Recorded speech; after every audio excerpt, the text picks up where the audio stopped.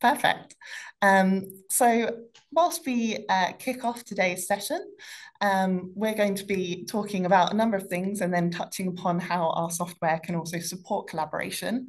But I thought it'd be interesting to start off by just discussing sort of what do we mean when we say collaborative discovery, and yeah, what kind of collaborations can there be that can support and accelerate drug discovery? And Janice, since you're at Collaborative Drug Discovery, you're the perfect person to kick off discussion. So I'll hand this over to you. Yeah, I mean, I'll start off by saying, in this collaborative effort to share our data science, we want to see it in real time. We want to see it quickly. We want to access it. We want to share it. Sometimes we may want to share it in a secure and private way. Collaborative efforts or working in collaboration with another not only is working with other scientists, it's working with that knowledge. And working with that knowledge may mean interacting two software applications together. And so this is perfect when we talk about CDD vaults and Optibrium. That's great. Thanks, Janice. Tamsin, do you have any thoughts on what collaboration means for you and means for scientists in drug discovery? A range of different approaches to collaboration. More and more, we're seeing different organizations trying to work together, or teams that are geographically separated from one another, especially in this age of hybrid working. We're not all in the same office at the same time. So finding ways for people to communicate and share what's important, while also being able to bring the projects forward so that everyone has all of the data that they need at their fingertips at a very quick paced way. I think that's important. Yeah, definitely. And yeah, speaking of why it's important, Janice, do you have anything to add? Yeah, I think you could summarize it by saying you want to avoid those data silos. Geographically speaking, yes, we are all around the world. We access the data at different times. That's why real time is really important. But we also work with our, CROs, and we share in different ways across the world. So making those important, fast decisions, the go, no go, it's crucial. Timing is crucial. Sharing the data is crucial to all our workflows. So obviously, geography and time zones are a bit of a barrier, but what other barriers are there to collaboration in drug discovery? I think other challenges that we face is yes, we want to avoid those data silos, but we also want to make sure that we're accessing the same truth.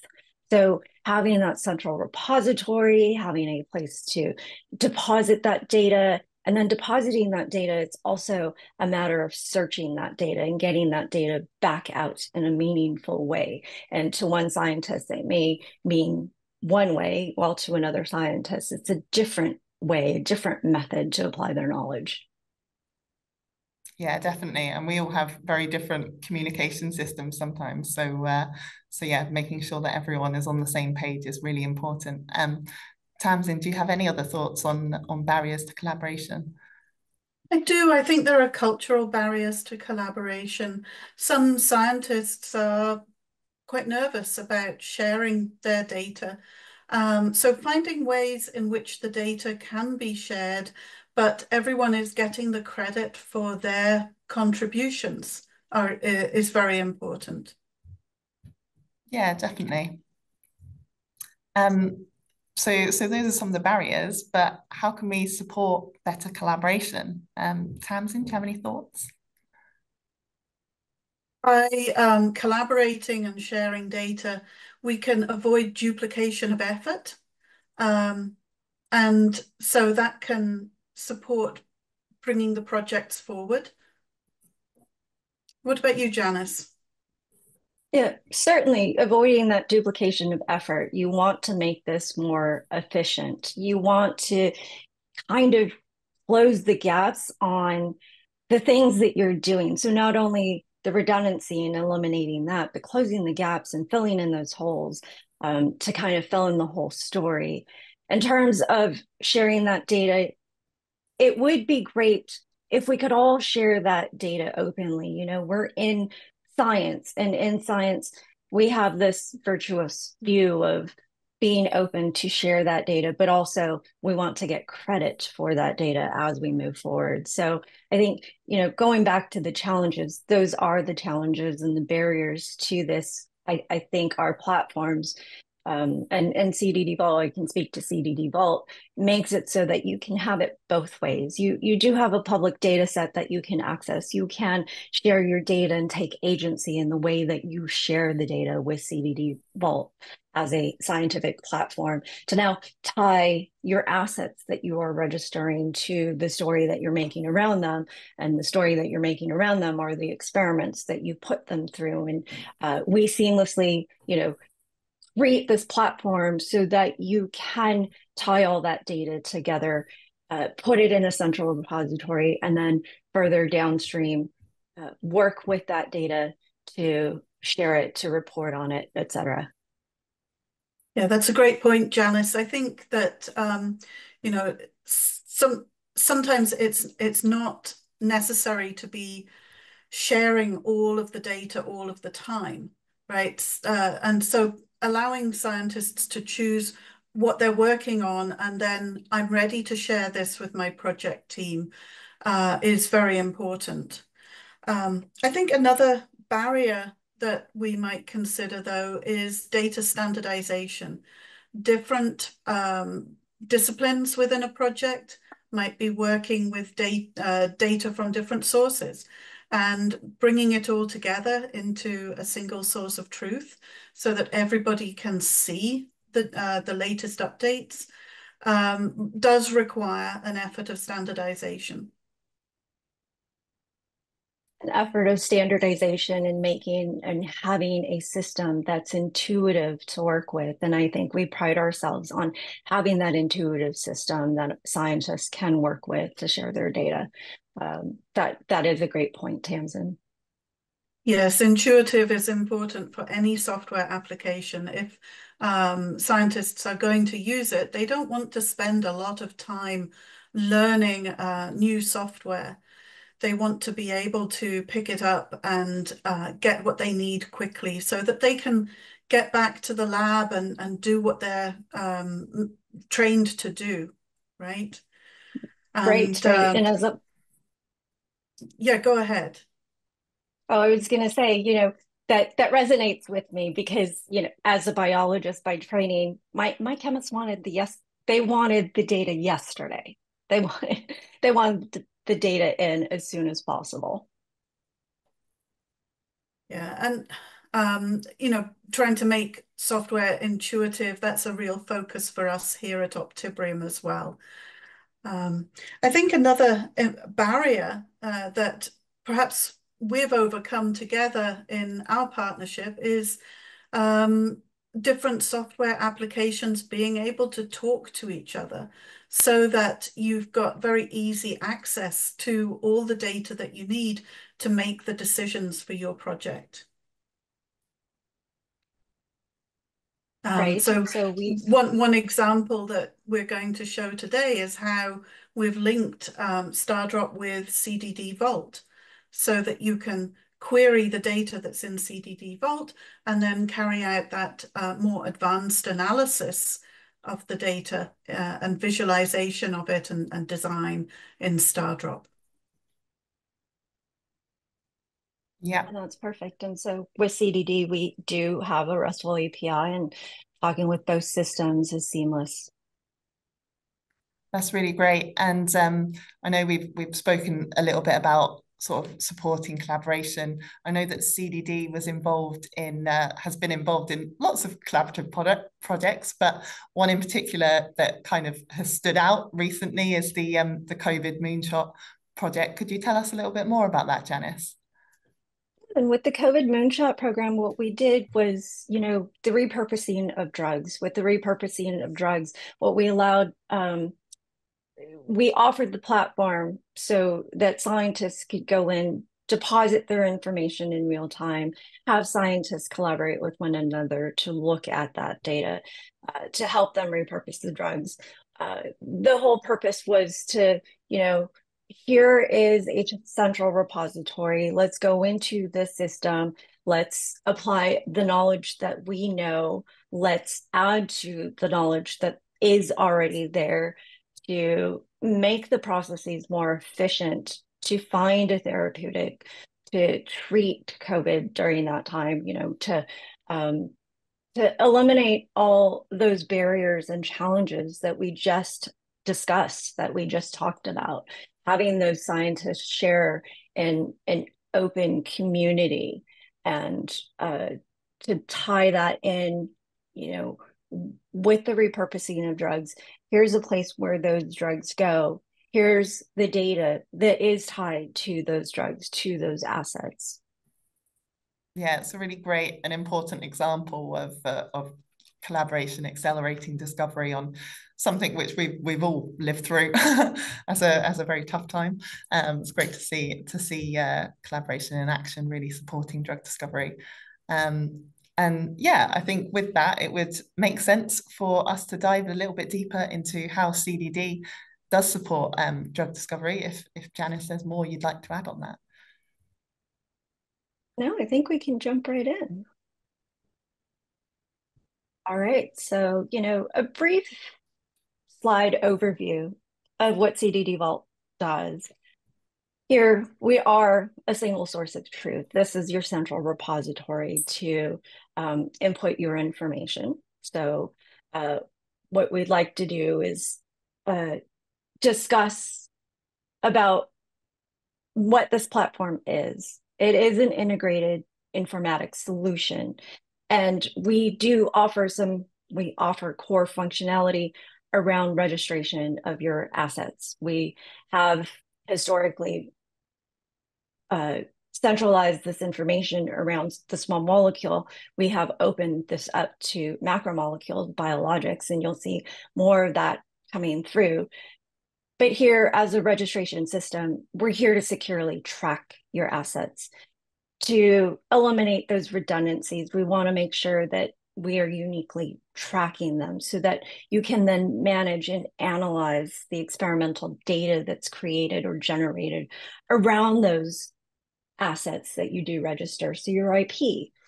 And then we've got assay informatics. So part of that is the ability to now create an assay informatics system where you catalog the experiments that you're performing in the laboratory. And as you're performing this, you want to make sure to eliminate those redundancies. How do you know that person A and person B aren't capturing that same data? We want to make that data fair. We want to make it findable, accessible, interoperable, reproducible. And that's part of that core functionality. And once you put and assemble all those things together, when you register your assets, when you now capture the experimental data, we want to perform the SAR. We want to be able to detect trends with our data. So we have a visualization module, which allows you to mine and plot those results to make better decisions around them and quick, efficient decisions around them. And supplementing all of that are our add-on functionality. We, of course, have the electronic laboratory notebook system. You can think of that core functionality around rows and columns, the ability to mine the data, report the data. It's for the structured data, and it makes it easy, intuitive to get that data back out. And with the electronic laboratory notebook system, what you have is the ability to document the experiments in an unstructured fashion, reducing the barrier to how you're capturing that data. We have inventory to keep track of the stock of entities that you do register into your vault. We have curves. It's the ability to now do graphical analysis that you may otherwise do with other applications, but to do it all within the system. One platform, one place where you're depositing the data. Why can't I just click a button to generate the data or generate the curves, the plots, the graphical analysis of this data that's already here? We too have deep learning and AI modules built into the system where Now we're looking at the assets, we'll click the button, we'll perform a similarity search, we'll generate some new ideas as well. And of course, there's the automation aspect, and that automation is what we're focusing on today in terms of making sure that we can collaborate between two different software to get more information out of our system. I'm going to move on to the next slide and, kind of show you here that we've been around for quite a while now. So we just celebrated 20 years. You can see our timeline here of everything, from the start where CDD spun out of Lilly and UCSF signs up as a first customer. Barry, our CEO, has had his philanthropic efforts here. So, we'll talk about our public data sets really quickly, but we have worked throughout the years. And as Catherine had mentioned, we, in 2020, became a platform where CDD Vault helped to streamline the COVID moonshot efforts to open, the science up to scientists around the world to help with this pandemic. I think that's all I have here before we actually go into the live demonstration. So that's a quick tidbit about CDD Vault here. That's really great. Thanks, Janice. Tamsin, do you want to give a quick few words about Optibrium and Stardrop before we go into those live demos? Yes, thanks, Janice. Thanks, Catherine. I'd love to do that. So what I've got here is a slide that's just giving us a brief introduction to Stardrop, which is a complete package of very fully integrated, intuitive software for small molecule design, optimization, and data analysis. And you can see here some of the cutting edge science that we make accessible through a very intuitive interface. Science to help you predict properties for compounds, understand the diversity in your data set, prioritize your compounds through multi-parameter optimization, create appealing visualizations that really tell the story about the data that you're working with. And then not only thinking about the compounds you already have, but about the new designs, what to make next, and how to prioritize those compounds using very intuitive visualizations like the glowing molecule. Stardrop's a modular suite of software. A lot of those modules are developed by us in-house, but as a small company, our approach is to partner with others who are leaders in their fields to bring those capabilities into Stardrop, making everything accessible to the scientists.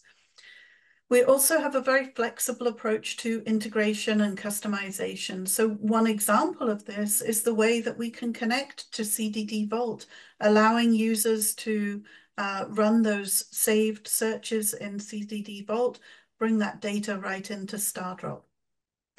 And we have a global customer base ranging from the very largest pharma companies through biotech and academia, mainly in the pharmaceutical space, but also in related fields like animal health, flavors, and fragrances. Now, the focus of what I want to talk about today is about collaboration, collaborative design, and accessing all of the data so that you have all the data that you need live at your fingertips, helping you as a team to make your decisions better and faster. So a couple of things that we'll see in the demo today are the database query interface. We're going to use this to query our idea tracker database of virtual compound ideas so that you can get that seamless access to the most up-to-date data and refresh that analysis so that you're always working with the current data, because things change, new compounds are added, the status of things changes. So it's very important to have that latest data right at your fingertips. And then we'll also see the idea tracker, which allows you to automatically capture those design decisions and track them all the way from that first concept right through to compound registration. And by having everything accessible and updating, this fosters communication and collaboration, because your view of the project's compounds is instantly updated as changes are made. And we'll also see how you can learn from your design decisions to guide future design strategy. So with that, I think I'll hand it back to Janice and we'll go into the live demonstration. All right, perfect. So I will go ahead and share my screen.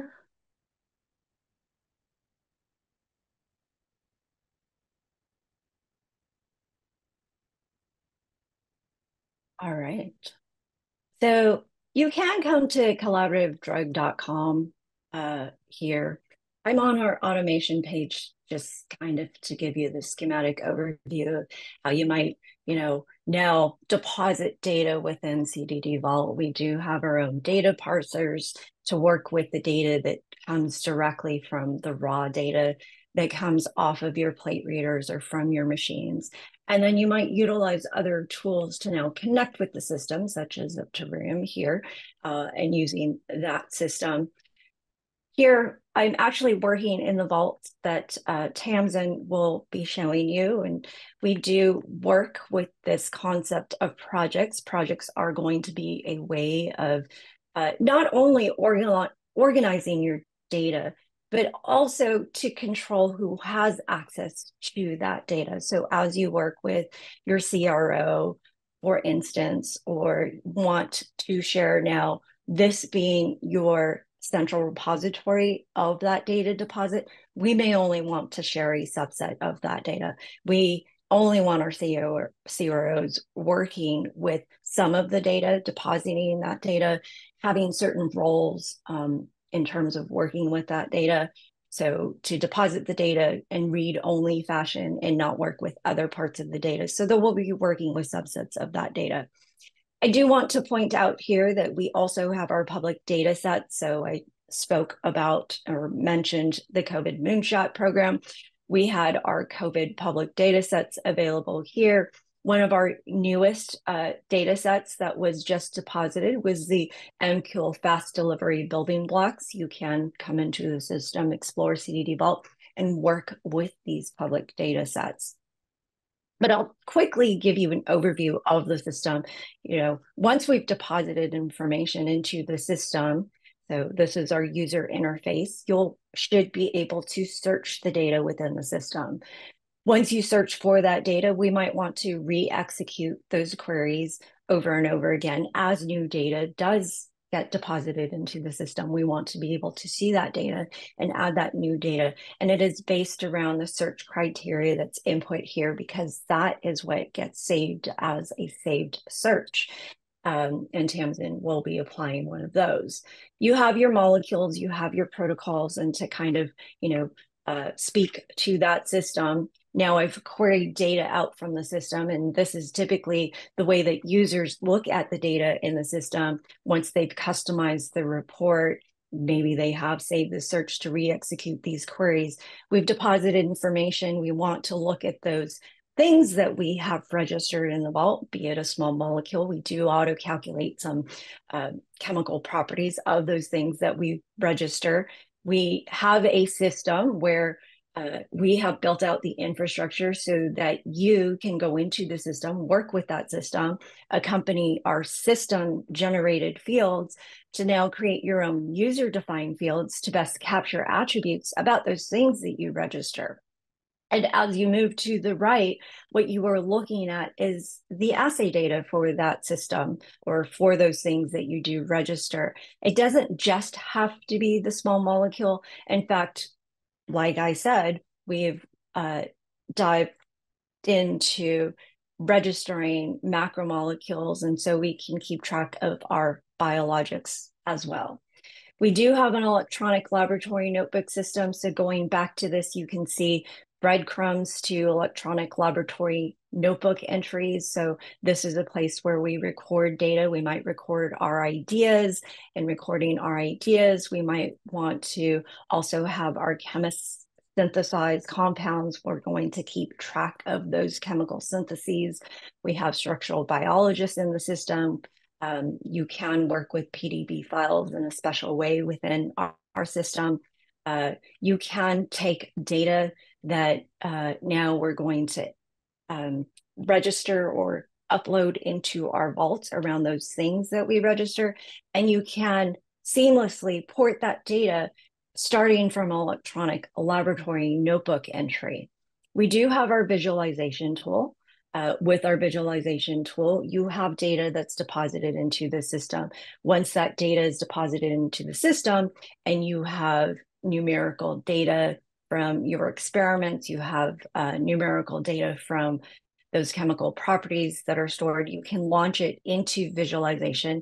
And when you launch it into visualization, you can create visuals like this to create sort of that view to compare overall your compound structures. You can even run through an R group decomposition to see what you've made, what you didn't make, what your gaps are. You can perform a cluster analysis, look at the distribution of the compounds that you have made. We can look at data in different, or look at our data in different ways using our visualization tool.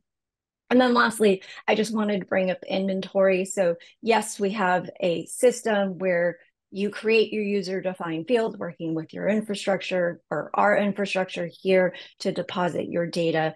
You have a support team that's available to you around the world to assist you with any of this, but it is an intuitive system.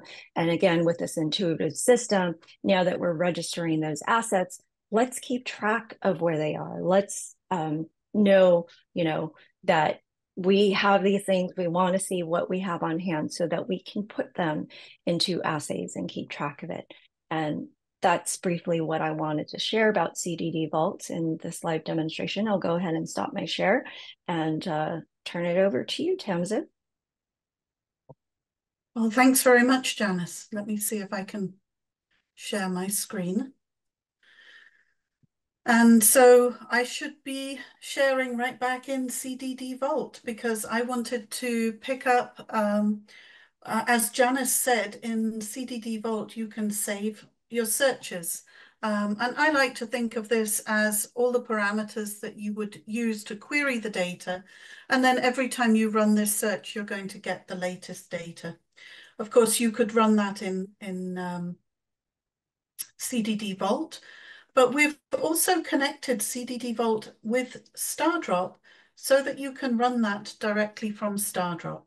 So if I connect to the Vault, and I'll go to that OCSIM bio, and what I can do is I can find my NK2 primary activity screen, and I'll go ahead and run that, and it will bring the data straight from CDD Vault into a Stardrop data set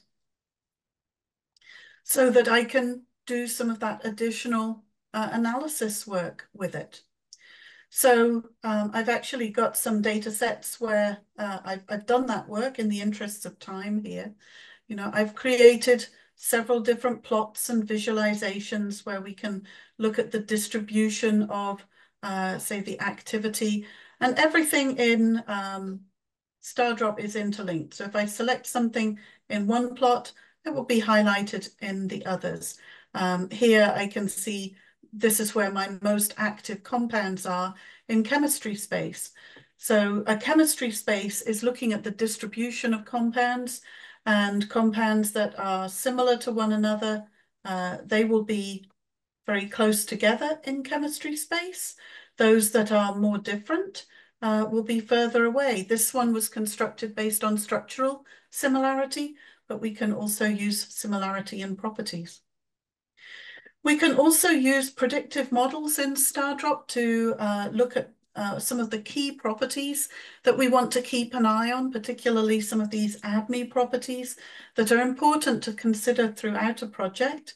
And we can use those to make predictions for the compounds in the data set. And then we can go on to do the MPO scoring, multi-parameter optimization of the data, where we can think about the compounds in terms of a balance of properties. These can be measured properties or predicted, or a combination of the two. But for each property, you'll have a desired value, range, cutoff, or even a desirability function. And some properties are going to be really important, whereas there might be others that you just want to keep an eye on. And when you go ahead and score the compounds, what you get is a numeric score from 0 to 1.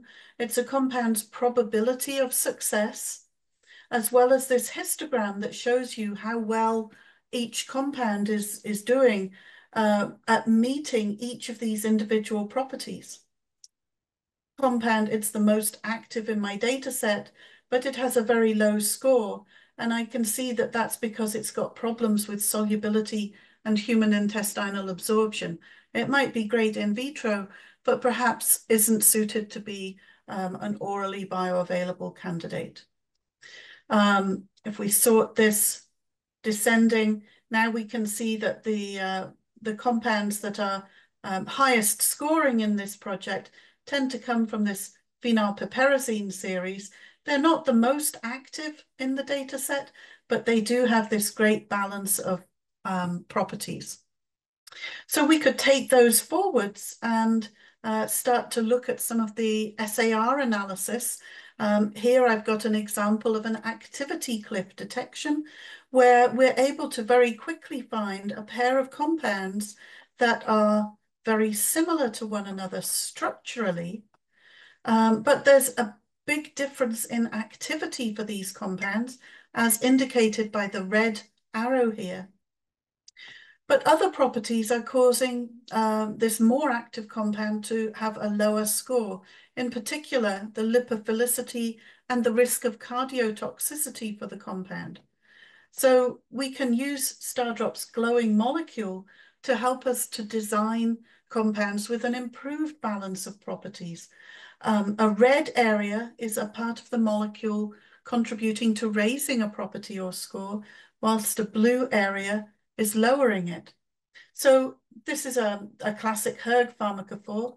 I could design a new compound to remove some of that red, add some blue, and overall, we're reducing the risk of cardiotoxicity for this compound.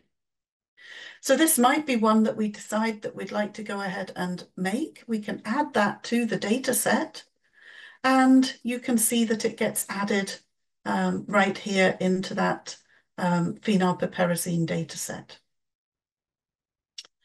Okay, so that's some of the key capabilities of Stardrop, but what happens when we start to think about design of compounds, collaborative design? So I had some columns that were hidden here. Let me bring into play my idea tracker columns. And so what you can see is that every compound has a virtual compound ID.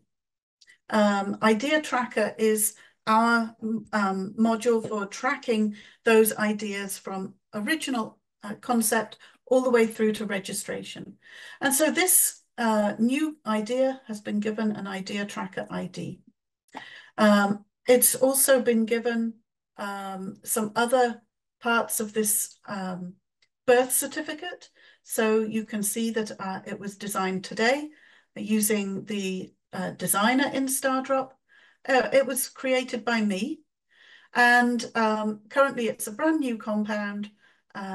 We have some columns that each organization can configure for themselves. So you might want to assign this to a specific project or to a scientist, or to write some notes about the hypothesis. Now, all this is controlled on the back end by a web interface. So I'm going to have to go and log into that. Let me bring back my CDD Vault. And if we go to Idea Tracker,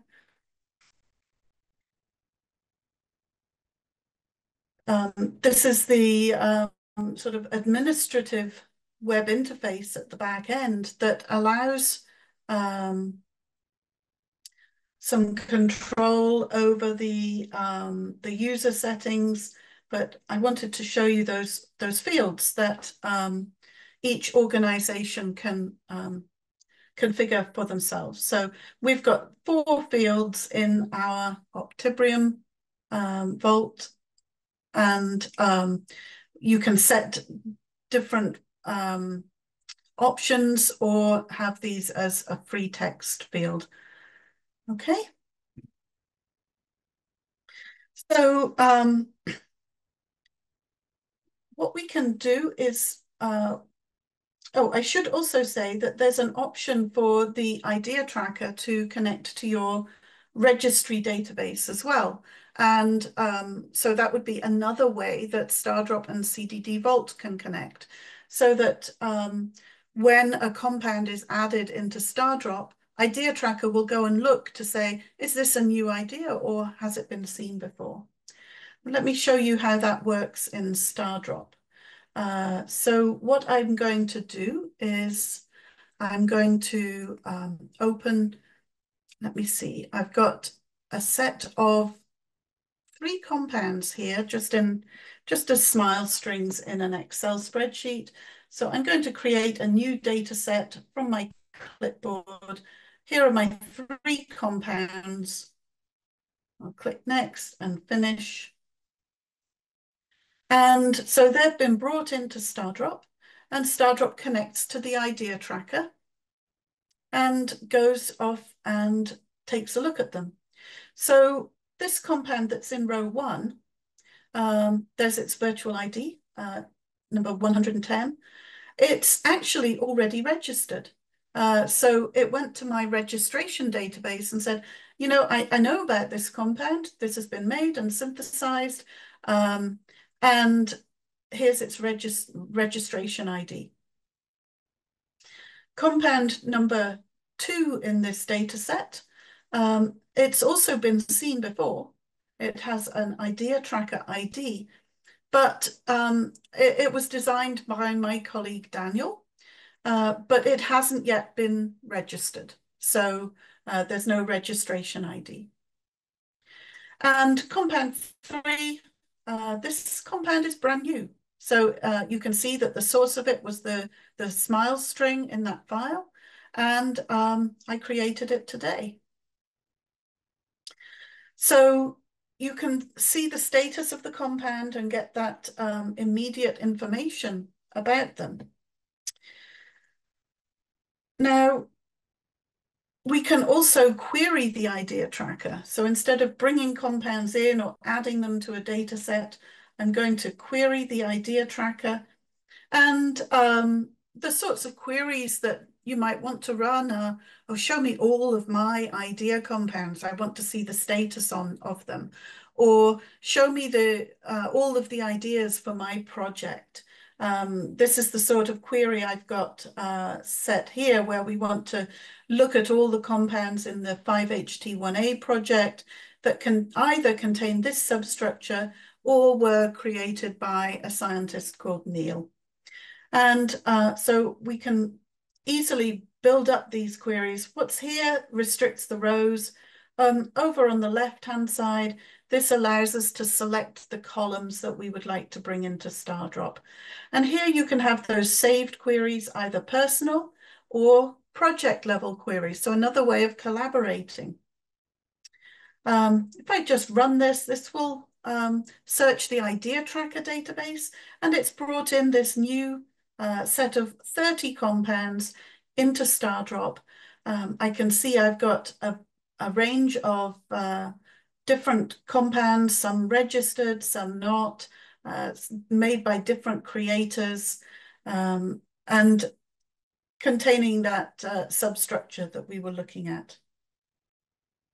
Now, as I mentioned, everything is live in in Idea Tracker. So what I can do is I can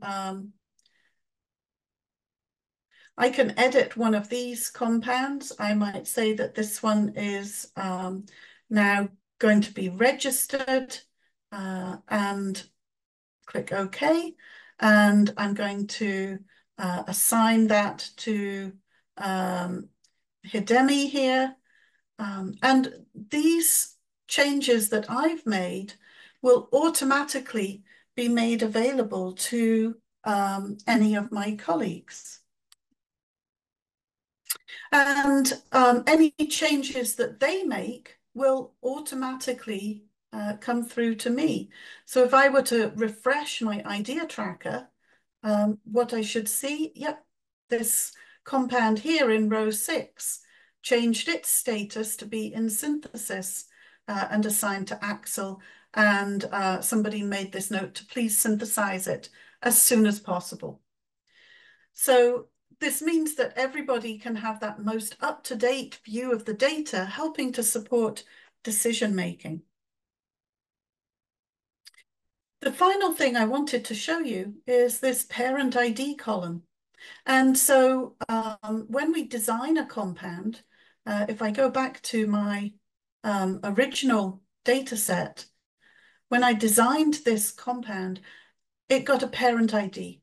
And that parent ID relates to the compound that I used to start my design from.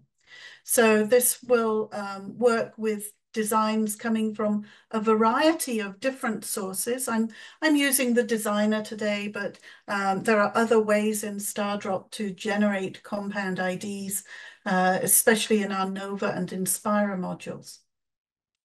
So if I were to take this compound buspirone and design a new compound, maybe I want to just add a double bond in there, and then add that to my data set, you'll see that that gets that parent ID.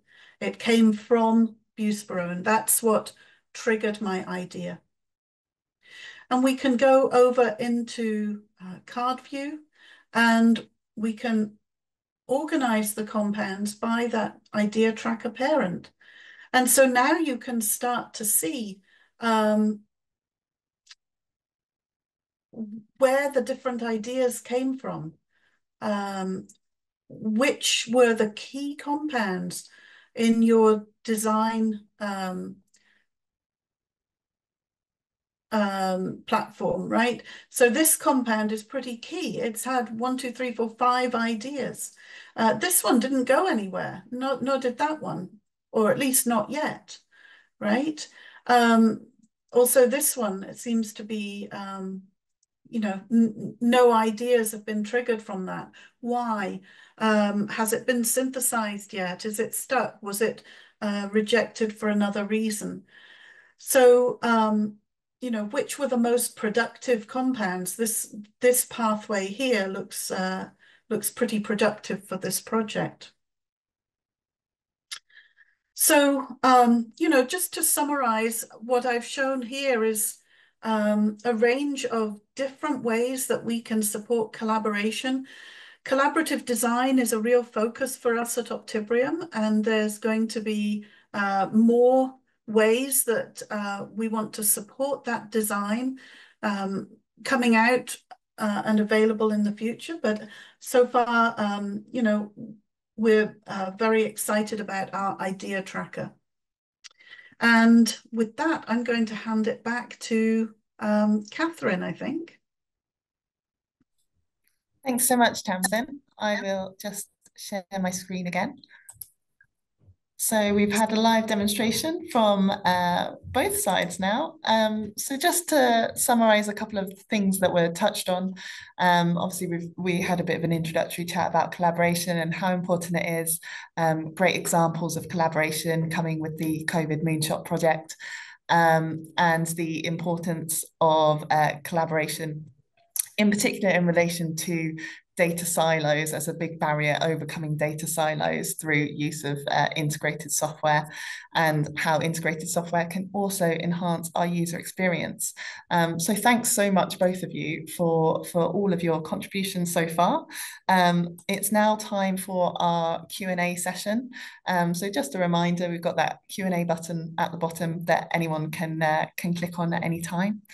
To kick things off, I think it'd be really nice if you're able to talk about how Idea Tracker's virtual compounds can be taken back into CDD Vault once they're synthesized, so that they can go into that registry. So either of you like to talk about that?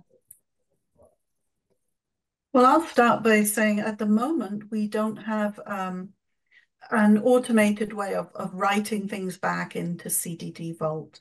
That's something that we would love to put in place. And if anyone's interested in that, please get in touch with us.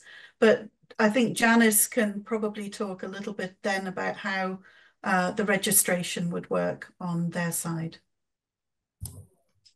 Right. So in terms of how the registration would work on our side is you can export from Idea Tracker, and exporting from Idea Tracker, I'll go ahead and share my screen again. I don't know that I have a file, but I'd like to show you this here at least. Is I'm now back in the vault that Tamsin was working within, and there is this import data tab that is on this page. And on this page, you have the ability to upload an XLSX, CSV, or structured data file.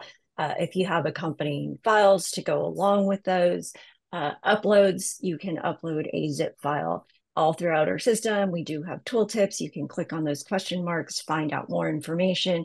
We'll bring this into a particular project once we load in that data. We can actually parse through that data, but the lovely thing about what Idea Tracker has is an export that's in tabular format, and then you would upload that data and map that data to the fields or to the readouts in CDD Vault. Likely because this is registration of some new compounds that came out of Idea Tracker. That is a registration process. So they will find their home. The values that you get from Idea Tracker will find their home in CDD Vault. If it is one of those compounds that was previously registered, you could update information for any of those fields for any registered compounds already. Okay. That's great. Thank you, Janice. We've had another question about CDD Vault, wondering whether it has FACS, FACS, data analytics as well. We don't have FACS analytic data. You know, you'll take your process data from a FACS machine and you will take that data to upload into CDD Vault, so that data can be mined from that system. You can deposit, supplemental data, the images from your FACS machine into CDD Vault, including your calibration files, even as you calibrate your machine ahead of running your experiment, so that we can revisit that data and make sure that everything was up to par with how you ran that experiment. But certainly, if you're more interested in learning about these processes, we can go into detail during a live demonstration. That's personally, that's catered for your specific needs. Cool, thanks so much, Janice. Another question which relates to both CDD Vault and Stardrop is about their deployment, whether the systems are deployed on premises or off premises, and how the two systems actually communicate. Tamsin, would you like to start on this one? Of course, yes. So for Stardrop, you can choose either. We have traditionally had a desktop client, but about a year ago, we also started to offer Stardrop as a cloud-hosted platform. Both of these can connect to CDD Vault and do so securely. So it does give you the flexibility. Some people really prefer the cloud hosted. I want to be able to access it from anywhere. Others prefer to have everything in-house. And so this is a way that we try to meet each organization where it's at. And, there should be no difference in the user experience, whether you're using it from the desktop or the cloud-hosted version. And on the CDD side, you saw that timeline. We've been around for 20 years, and in that 20 years, we have always been online. We've always been software as a service. You are logging in with your own private secure credentials. It's almost like logging into your bank account. These are your assets. We are keeping security around those assets, and then you have control as to how you are sharing that data. And with our system, we have that RESTful API. With that RESTful API, you will generate your API token to talk with other systems, to talk with Idea Tracker here, to now take the data that's deposited from here to bring it back into there. And of course, you spoke about automating this as a process to now put it back. We also have those post API endpoints to get those things registered. And it's just a matter of building the connector that goes from Idea Tracker into CDD Vault. That's great. Thank you very much. We've had another question, Tamsin, this time for you, about whether there's the possibility to track assays in Stardrop. Oh, that's a great question. So, of course, you can bring assay data into Stardrop, and as you refresh your project, you're going to see the newest, latest data that's been made available. But I think this question is actually referring more to a cascade, an assay scheduling system, and we don't have that at the moment. So we're really, with the Idea Tracker, we're thinking about the compounds until the point that they're registered, and then once they're registered, often the database platforms will schedule those assays. I expect CDD Vault, with things like the electronic lab notebook, can handle all of that. Yeah. We can certainly document. Yeah, I was going to say, we have the ability to document, record these things. The COVID Moonshot program used our concept of what we call protocols or protocol definitions to assist with tracking for scheduling, but we don't have a formal scheduling system. We are building out a roadmap. Obviously we have a product and development team. We're listening to customer feedback. We are working to, build out this roadmap to provide software enhancement for the things that our customers have asked for, which is how we've built a greater and better product over the 20 years that we've been around. So there are ways to work with the system. There are ways that we are looking to offer our customers more, flexibility and straightforward systems, a formal scheduling system for things like this. That's great. Thank you very much, Janice. We probably have time for one final question. So we've just had one that's come in on whether scientists can collaborate and access and edit data simultaneously within Stardrop, given the way that files work, whether we're working on local files. Tamsin, do you have anything that you can comment on this at the moment? Absolutely, I can. So we saw in the demo how scientists can be working together using the Idea Tracker. So we might each be working in our own project, but simultaneously we're getting the updates of the data. But collaboration and collaborative design are a real focus of the work that we're doing at Optibrium at the moment. And so coming out in the spring of next year, our next version of Stardrop will have be all about collaboration, and will move away from those local files to enable scientists to be editing the same project at the same time, to choose which parts of that project, which data sets are shared and which are personal. So I'm very excited to see what our development team are working on, and look forward to showing it to everyone next spring. That's great. Thank you, Tamsin. I think with that, that's about all we've got time for. I'm just going to share my screen really quickly because I want to point everyone towards our next webinar, which is happening in just 2 weeks' time and is shaping up to be really exciting, all about how to successfully implement AI in drug discovery. And we've got some fantastic speakers coming in for that. So we'd love to see you all again next time. So all that's left for me to do is to thank you, Tamsin. Thank you, Janice, so much for all of your input and insights. It's been really great. And thanks everyone for joining us, and hopefully see you again soon.